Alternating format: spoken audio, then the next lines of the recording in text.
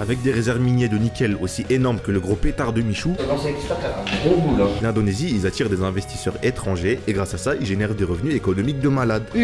Sauf que tout ça, ça a des conséquences et c'est ce qu'on va voir dans cette vidéo. Déjà, c'est quoi le nickel? Et ça sert à quoi? Le nickel, c'est un métal.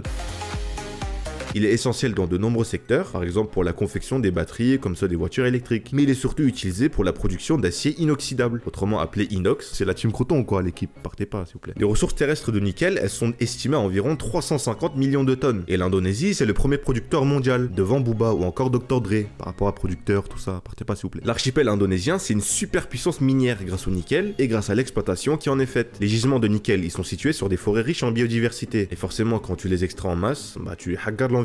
L'explosion de la demande pour le nickel, ça a conduit à déforester l'équivalent de la ville de New York dans la forêt indonésienne. 76 000 hectares de forêt. Et encore, dites-vous que les 76 000 hectares là, ça prend pas en compte les zones exploitées illégalement. Ça veut dire qu'ils sont encore plus. Ah oui, c'est évident. Déjà, il y a des conséquences sur la vie en forêt, mais aussi pour la vie marine. Bah oui, parce qu'elle est dans un procès en ce moment. Partez pas s'il vous plaît, je vous jure. Avec la déforestation près des côtes, l'activité minière, elle peut déposer des sédiments néfastes. Et l'Indonésie, ça représente quand même 16% des récifs coralliens au monde.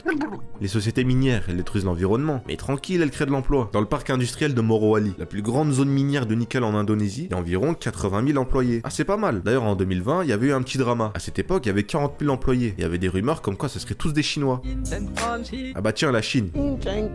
Elle joue un très grand rôle dans l'économie indonésienne. C'est limite si l'Indonésie n'est pas dépendante. Mais les Chinois, les conditions de travail, le droit des travailleurs ou encore la protection de l'environnement, ah c'est pas leur problème. Le 24 décembre 2023 à Sulawesi, bonne ambiance, ça fête Noël, tout ça, c'est pas vrai. Il y a eu une explosion dans une fonderie de nickel qui a fait 19 morts et plusieurs dizaines de blessés. Des accidents comme ça, il y en a plein. Et il y a même certaines personnes qui se suicident. Et oui, parce qu'il n'y a pas que l'environnement qui est touché, il y a aussi des vies humaines. Et là, je parle pas des travailleurs, mais des habitants, les populations locales. Il y a un cultivateur de noix de coco de 37 ans qui dit: si je reste silencieux, l'endroit où nous vivons va être détruit. Je vais continuer à me battre pour défendre notre région. Ah, faut applaudir. Non, bravo. Au moment des faits, le boug, il avait déjà perdu 2 hectares de terre et il avait été détenu pendant 45 jours par les autorités. On souffle. 45 jours, c'est un trafiquant ou un cultivateur? On fait de la drill ici ou quoi? Il y a aussi un pêcheur de 44 ans Tous les matins, je me lève, je vais pêcher, je suis un grand pêcheur. Je dis, mais t'es fou, quoi. Que Dieu te pardonne, vraiment. qui dit qu'il doit emmener son bateau bien plus loin pour attraper des poissons. On en a marre. Bon, après, il n'y a pas tous les habitants qui s'opposent. Moi je rigole pas. Un homme de 56 ans, un vendeur de riz frit sur un étal proche de l'usine. Il dit: je suis totalement en faveur des usines. Avant, on ne vendait rien. Grâce à Dieu, mes revenus ont augmenté.